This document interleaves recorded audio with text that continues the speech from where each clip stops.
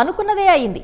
UPI చెల్లింపులపై ఛార్జీలు ఉంటాయని కొంతకాలంగా జరుగుతున్న ప్రచారంపై లోక్సభ వేదికగానే క్లారిటీ ఇచ్చింది కేంద్ర ప్రభుత్వం. యూపీఐ లావాదేవీలపై ఛార్జీలు వసూలు చేసే అధికారాన్ని బ్యాంకులకు ఇచ్చేందుకు అనుమతించింది. ఇందుకోసం payment and settlement systems act 2007 చట్టంలో సవరణలు కూడా చేసింది. మరో కీలకమైన విషయం ఏంటంటే ఎలాంటి చర్చ లేకుండానే లోక్సభలో ఈ బిల్ ఆమోదం పొందింది. నిజానికి ఈ ఛార్జీలు ఉండొచ్చు అని చూచాయిగా కొన్ని సంకేతాలిచ్చారు ఆర్బీఐ గవర్నర్ సంజయ్ మల్హోత్రా. అలా అన్నారో లేదో అప్పుడే దేశవ్యాప్తంగా దీనిపై చర్చ జరిగింది. అలా చర్చ కొనసాగుతున్న సమయంలోనే ఉన్నట్టుండి కేంద్రం ఈ బిల్లును సభలో ప్రవేశపెట్టడం, ఆమోదించడం చకచకా జరిగిపోయాయి. మరి మోదీ సర్కార్ ఈ నిర్ణయం ఎందుకు తీసుకుంది? ఈ ఛార్జీలు ఎలా ఉండనున్నాయి? యూపీఐ చెల్లింపుల జోరుకు ఇది కళ్లెం వేస్తుందా?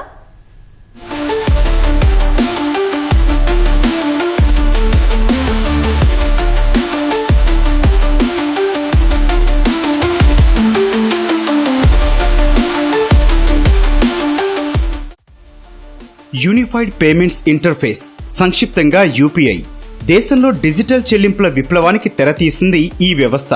National payments corporation of India NPCI ఈ పేమెంట్ ప్రోటోకాల్ తయారు చేసింది. 2012లో ఆలోచనలు మొదలై 2016లో ముంబైలో ఓ 12 బ్యాంకుల్లో పైలట్ ప్రాజెక్టుగా ప్రారంభమైంది ఈ ప్రస్థానం. 2016 ఆగస్టులో పూర్తి స్థాయిలో ఈ యూపీఐ యాప్స్ దేశమంతా అందుబాటులోకి వచ్చాయి. అదే 2016 సంవత్సరంలో ప్రధాని నరేంద్ర మోదీ భీమ్ యాప్ లాంచ్ చేశారు. అలా మొదలై 2019 అక్టోబర్లో ఒకే నెలలో 100 కోట్ల యూపీఐ లావాదేవీలు జరిగే స్థాయికి చేరుకుంది ఆన్లైన్ చెల్లింపుల వ్యవస్థ. ఈ ప్రస్థానం ఎక్కడి వరకు వచ్చిందంటే ఈ ఏడాది జూలైలో ఏకంగా ఒక్క నెలలోనే 2366 కోట్ల యూపీఐ లావాదేవీలతో ఆల్ టైం రికార్డు సాధించింది. అసలిప్పుడు ఈ చరిత్రంతా ఎందుకంటారా? ఇకపై యూపీఐ లావాదేవీల సేవలు ఏమాత్రం ఉచితం కాదు. నిర్దేశిత లావాదేవీలపై బ్యాంకులు ఛార్జీలు విధిస్తాయి. స్వయంగా కేంద్ర ప్రభుత్వమే ఈ విషయం లోక్సభ వేదికగా ప్రకటించింది. ఇందుకు సంబంధించిన ఓ బిల్లు కూడా సభలో ఆమోదం పొందింది.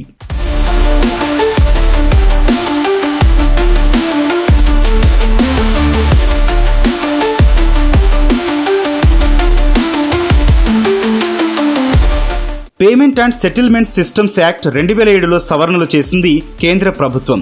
ఈ సవరణల ప్రకారం ఆన్లైన్ లావాదేవీల సర్వీస్ ప్రొవైడర్స్, బ్యాంకులు ఇకపై యూపీఐ ద్వారా జరిగే లావాదేవీలపై ఛార్జీలు విధించే అధికారం ఉంటుంది. కేంద్ర ప్రభుత్వం దీన్ని నోటిఫై చేసిన తర్వాత పూర్తి స్థాయిలో ఇది అమల్లోకి వస్తుంది. అంటే ఇకపై ఏదైనా స్టోర్లో కస్టమర్స్ యూపీఐ పేమెంట్ చేస్తే ఆ స్టోర్ యజమానుల నుంచి కొంత రుసుము వసూలు చేస్తుంది ఆ బ్యాంక్. క్రమంగా అవి వినియోగదారుల దాకా వచ్చే అవకాశమూ లేకపోలేదు. ఇన్నాళ్లు బ్యాంకులు ఈ ఛార్జీలు వసూలు చేయకుండా zero merchant discount rate MDR అడ్డుకుంది. ఇప్పుడు ఈ మినహాయింపును పక్కన పెట్టి ఛార్జీలు వసూలు చేసేందుకు లైన్ క్లియర్ చేసింది కేంద్రం. నిజానికి 2007 నాటి ఈ చట్టంలో సెక్షన్ 10A జోడించిన కేంద్రం బ్యాంకులు, పేమెంట్ సర్వీస్ ప్రొవైడర్స్ యూపీఐ చెల్లింపులపై ఎలాంటి ఛార్జీలు వసూలు చేయొద్దని తేల్చి చెప్పింది. అంతేకాదు దీన్ని ఇన్కమ్ ట్యాక్స్ యాక్ట్ కూడా అనుసంధానించింది. నిర్దేశిత టర్నోవర్ కన్నా ఎక్కువగా ఉన్న వ్యాపార సంస్థలు zero charge electronic payment option ఇవ్వాలని స్పష్టం చేసింది. ఇప్పుడు ఈ రెండింటి మధ్య ఉన్న లింక్ తొలగించడంతో పాటు సెక్షన్ 10A ప్రొవిజన్ ను పక్కన పెట్టి ఫీజులు వసూలు చేసుకునే విధంగా ఆమోదం తెలిపింది.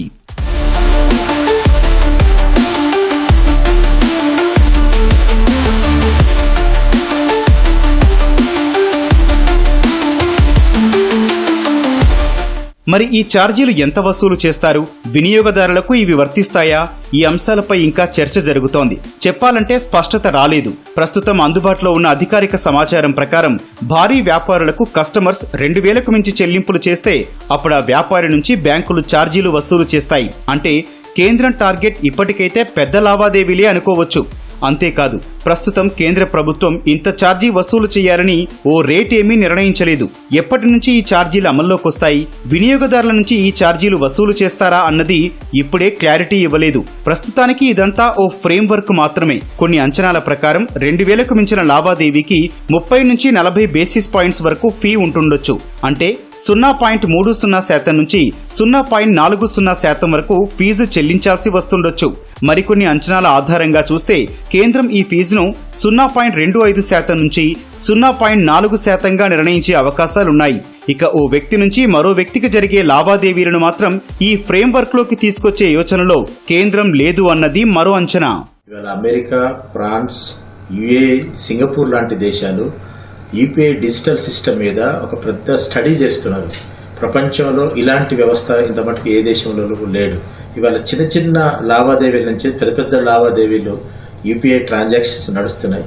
ఇవాళ భారతదేశంలో ఇంత పెద్ద వ్యవస్థ నడుస్తుంది. ఇప్పటి వరకు ప్రభుత్వం ఈ వ్యవస్థను ప్రజలకు పరిచయం చేయాలనే ఉద్దేశంతో ఎక్కడా కూడా దీని మీద ఎలాంటివి డబ్బులు వసూలు చేయటం కానీ ఎలాంటిది కూడా ఇంపోజ్ చేయటం జరగలేదు.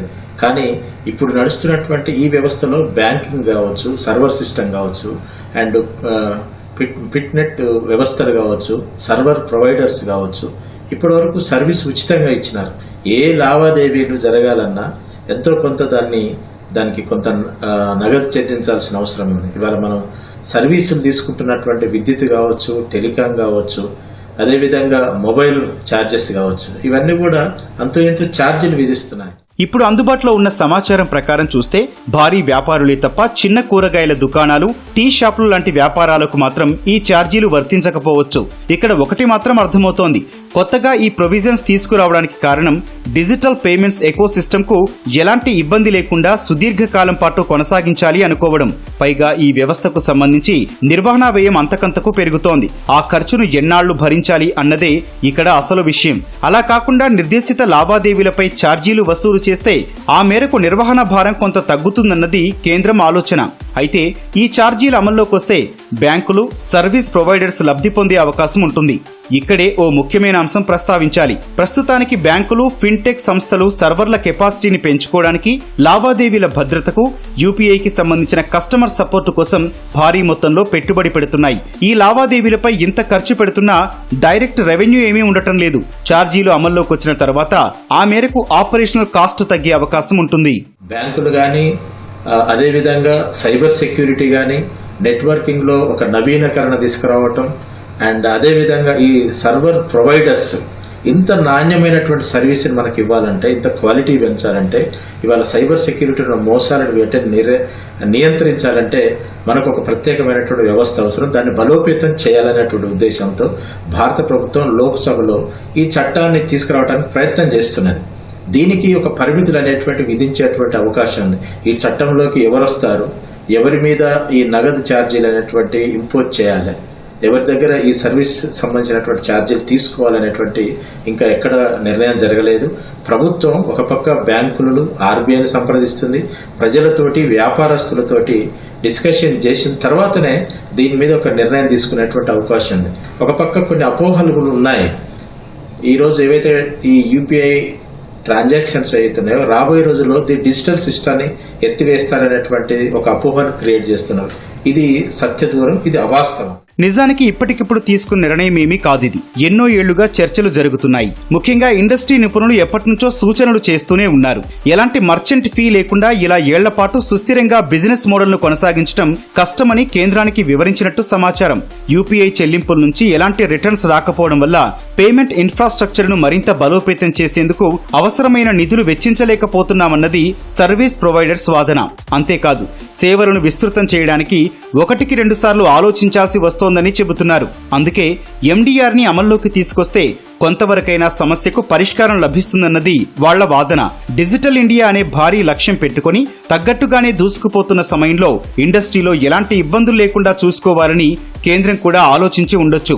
అందుకే జీరో మర్చెంట్ డిస్కౌంట్ రేట్ పాలసీని పక్కన పెట్టాలని భావించిందని అనుకోవచ్చు. అయితే రికార్డు స్థాయి యూపీఐ చెల్లింపులు జరుగుతున్న ఈ సమయంలో ఇలాంటి నిర్ణయం రావడంపైనే పెద్ద చర్చ జరుగుతోంది.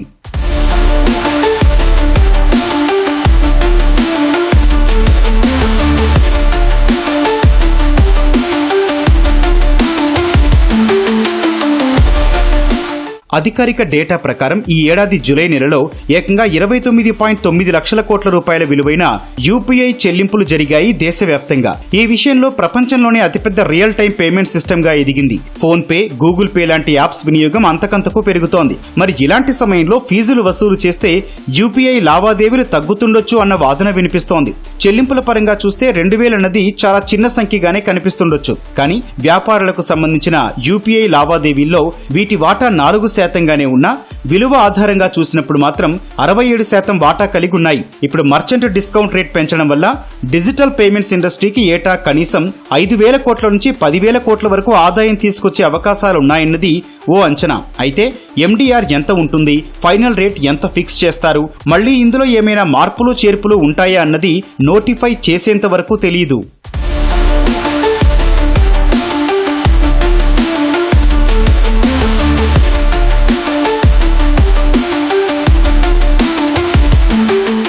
ఛార్జీలు వసూలు చేసేందుకు కేంద్రం ఆమోదం తెలిపినా ఏ కేటగిరీ వ్యాపారాలకు ఇది వర్తిస్తుంది, ఎంత ఛార్జ్ వేస్తారు అన్నది ప్రభుత్వం నోటిఫికేషన్ ఇచ్చిన తర్వాతే స్పష్టత రానుంది.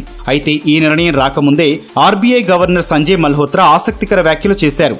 ఎవరో ఒకరు నిర్వహణ భారాన్ని మొయ్యక తప్పదు కదా అని చూచాయిగా సంకేతాలిచ్చారు.